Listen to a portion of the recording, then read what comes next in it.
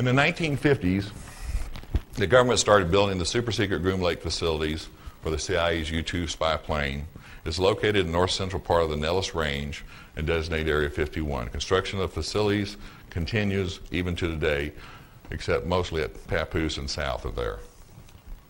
The SR-71, the TR-1, the F-117, isn't that a... Can you back up one slide? Don't you know when it was really dark, a lot of people thought that was a UFO? Okay, next slide. And the B-2, that's not a B-2, that's an SR-75. We're tested at Groom. Now the top secret SR, back up just one for a second. Now the top secret SR-75, the SR-74, now next slide, and the TR-3B are operated there. Many of these aircraft have been misidentified as UFOs. When we reached Groom, the bus had pulled into an aircraft and they shut the doors. The security policemen dispatched the regular workers to their jobs. I was escorted to the electronics building with a sergeant who had an M16. I'm going to tell you something you've never heard before, and every person that comes after me that tells you they worked at Groom, I want you to ask them about this. Because no matter how much technology you work, or how many times you talk to people, you forget things. But you never forget discomfort.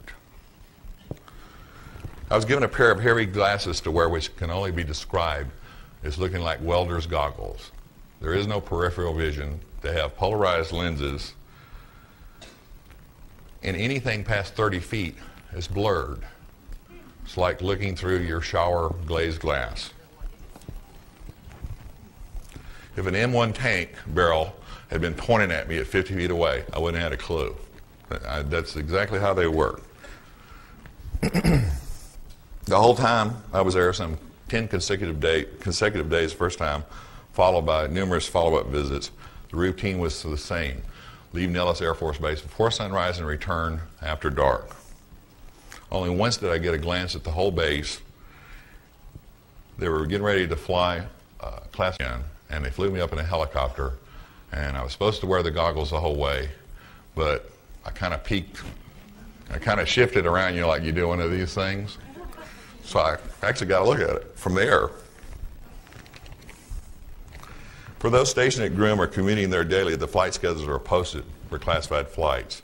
Everyone not cleared for that particular program or flight has to be indoors, and there are no windows where you can see out on the flight line or into other hangars. You have to be off the flight line and inside 30 minutes prior to any classified flight. As you know, a couple of thousand personnel are flown into Groom and Papoose and other facilities that they've now moved further south every day from McCarran Airport and Las Vegas and Edwards Air Force Base. Many people drive in from Tonopah to live north of the range. Other people commute through Mercury and Indian Springs from Las Vegas. While at Groom, I made contacts. Later met them again at Nellis Air Force Base or around Las Vegas over time and became friends with them and stayed friends for many, many years. On my third day of the job at Groom, I had to remove a module from a multi-bay piece of satellite communications equipment used to support special mission aircraft. I noticed while inside this bay checking out the wiring, I contained a steel unit about the size of a large briefcase. I noticed it had a National Security Agency ID plate on it. The nomenclature on the nameplate was Direct Orbital Communications Link, which I thought was strange as the unit was part of a digital communications link used solely to communicate with classified Air Force vehicles. I was unaware at the time of any military orbital missions not directly related to NASA. Remember that I'm talking about the late 70s. The space shuttle didn't fly until 1981. I disconnected the unit out of curiosity and removed the rear access cover. To my amazement, there were some half dozen large-scale integrated circuit chips with over 500 pins. The inspection stamp was 1975, so you have to visualize what we have today going back to 1975 when, did we even have TRS-80s then? It was about the size of a Zippo lighter. I believe the most advanced processor speeds the NSA had at the time were equivalent to IBM 8088 running about 4 million cycles per second. There was for any of y'all familiar with technology, this processor ran at 1 billion cycles per second, which is about 4 million, a billion, 250 times. In the Groom mess hall, I heard words like Lorentz forces, pulse detonation, cyclotron radiation, quantum flux transduction field generators, quasi-crystal energy lenses, and EPR quantum receivers. I'm not going to talk about quasi-crystals. I want to make a prediction. Quasi-crystals is the key to everything you wanted to ever know about how they got here. And that's all I'm going to say about it now. Except one of the quasi-crystals is the hydrogen crystal. I wrote down everything I saw, heard, and touched in my log every night. But as you would expect, the food was great, but it had to be. There was no cable, no alcohol, and no women. So everybody got fat. Later back at the base, my routine went the same, and I also had a part-time job at the Silver Dollar Saloon and Casino that Bill Ladd owned up until a few years ago and may still. I ran their security for him. I had this NSA friend, Gerald, that I mentioned previously, you may have forgot. He's the one that watched the people with highly classified jobs at the Nellis Range, the Nevada test site, and other areas around the Southwest. He was in a supervisor position and was way up in the NSA. But he liked the field jobs. He didn't like staying up around Fort Meade or any of the other places those guys in three-piece suits hang out. But his primary job was watching the people at Groom and the Nevada test site, where at the time they were still doing underground atomic tests, exploding bombs. He happened to mention a vehicle that was boosted into orbit and returned to land in the Nevada desert. It was an unmanned reconnaissance vehicle that took off from a B-52 bomber and used booster rockets to place it in temporary Earth orbit, low Earth orbit, for the purpose of taking reconnaissance pictures. I really thought he was feeding me a lot of bull at the time. And he said, this vehicle is remotely piloted and communications are made via the docile system at Groom. I'm not usually too slow, but it didn't hit me until he repeated, you know, direct orbital communications link, DOCL. Bingo, the light bulb went on. I had seen a piece of the docile equipment at Groom, the one with the large chips in it. These are old pictures of the virtual reality lab at Brooks Air Force Base, where they developed the software to fly these classified, and by the way, they call them IPVs, independently piloted vehicles, not UAVs or RPVs on the black programs.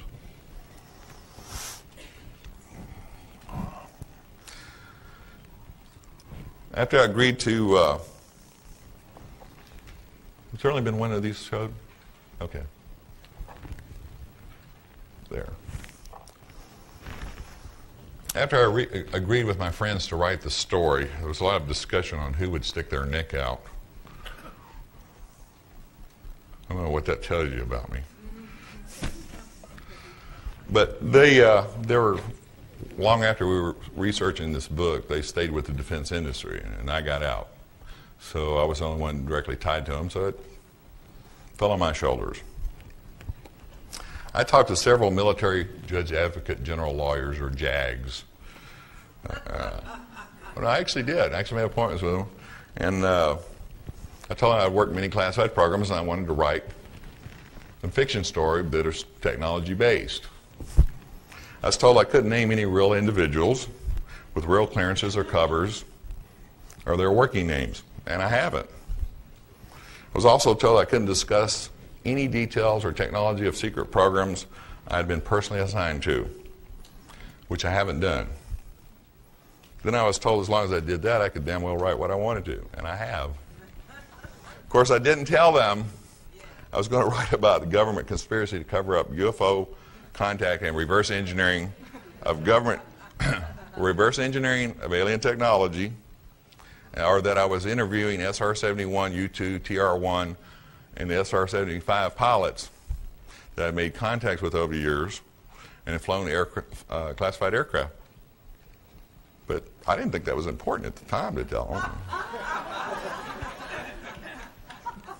You don't think that was important? I mean, but you know, you give the government too much information, they just screw it up. In the summer of 1992, the five friends and I, there were 6. See, when I run out of 5 fingers, I just get confused. I had completed my notes from our first meeting interviews. On my last trip to Nevada in 1994, without benefit of my friends, I wanted to use some information from some other retired military friends and cross-check my facts. Everything I've written about in alien rapture, I've got from at least 2 sources. I have a lot of stuff that I haven't written about, and I probably won't, that I couldn't verify. And every one of these sources, I either knew directly for 20 or 30 years who'd worked blank programs, or only talked to their closest friends that they'd also known for many years. We did not talk to one person that somebody hadn't known for at least 15 years. We didn't want any strangers appearing with information. We only trusted our closest friends. Bud, one of my co-conspirators, had informed me he had a cancerous tumor and was going through some serious depression. He died 30 days. It was just incredible. He found out on a Thursday that he was having numbness and dizziness. Went to the doctor, found out 3 days later he had a cancerous tumor, and 29 and a half days actually later, I talked to him the night before he died. He was gone. So this was a blow to all of us. He was our guru. The remaining 3 friends, Sal has dropped from the face of the earth. It's hard to define paranoia in a group of 6 people like we were at the time doing what we were trying to do. But Sal was the most paranoid, and he's called us up a little over 2 years ago and said, I don't know if you're going to hear from him again, because we actually had a publisher and were convinced we may have a chance of getting this out before the government set on it, so he just freaked out. I like to imagine that he's like on some island in the Pacific drinking Mai Tais or something, I hope. Let me talk about my friend Doc. He has a theory that UFOs seem to like fast aircraft. This SR-71 pilot, Doc, was stationed at Kadena Air Force Base, Okinawa, where the SR-71s were stationed on the SAC side of the base back in 1973. In fact, I think they still are. I was there last time in '81. While flying back across the South China Sea from a reconnaissance mission, he encountered a shadow over his cockpit. Doc said his avionics systems went totally haywire and he felt the aircraft nose down slightly, which can be dangerous at 2,000 miles an hour or 35 miles per minute. When he looked up, he was so startled that he almost panicked immediately. He made evasive maneuvers to his right and down, which is one of the maneuvers they make if there's a missile detected. Doc said the object was so big that it totally blanked out the sun. His estimate was it was 250 feet to 300 feet across. It was oval in shape, but he wasn't sure of the exact shape because there was a shimmering halo of energy surrounding the vehicle. About 3 minutes later, and some thousands of feet lower, the vehicle reappeared on his left wingtip. He tried his UHF, and all he could pick up was a deep electrical hum. He abandoned his attempts, made evasive maneuvers, and for the next 10 minutes, this thing moved about his aircraft effortlessly and stayed right on top of him. Doc said and I'm going to quote him exactly, Doc said he got this sound in his head, and his words were, like a swarm of bees in my brain, which is, it's an interesting, must be an interesting sound. The aircraft would move from the left to the right wingtip of his aircraft, and it would take about 2 minutes to move back and forth. When Doc returned from his mission, it was the same routine as the earlier incident I told you about. His commander drug him down to his office the minute he opened his mouth about the incidents and gave him a direct order not to talk about it or they'd throw the book at him, and the book is the UCMJ. One of the interesting things that Doc related to me being an SR-71 pilot and a U.S. Air Force test pilot, which is the elite in the Air Force are the test pilots. He said he didn't know one test pilot or SR-71 pilot or astronaut, and he can name most of them and give you their birthdates and their wives' names and tell you where they lived. He said he didn't know one that hadn't had some type of contact. But he also said he didn't know one that would ever come forward and be honest about their experiences for fear of retaliation from the government. You have to realize these people's pensions, which includes their livelihood, their medical coverage, their commissary and BX privileges, you know, the government controls all that, as do they mine, by the way.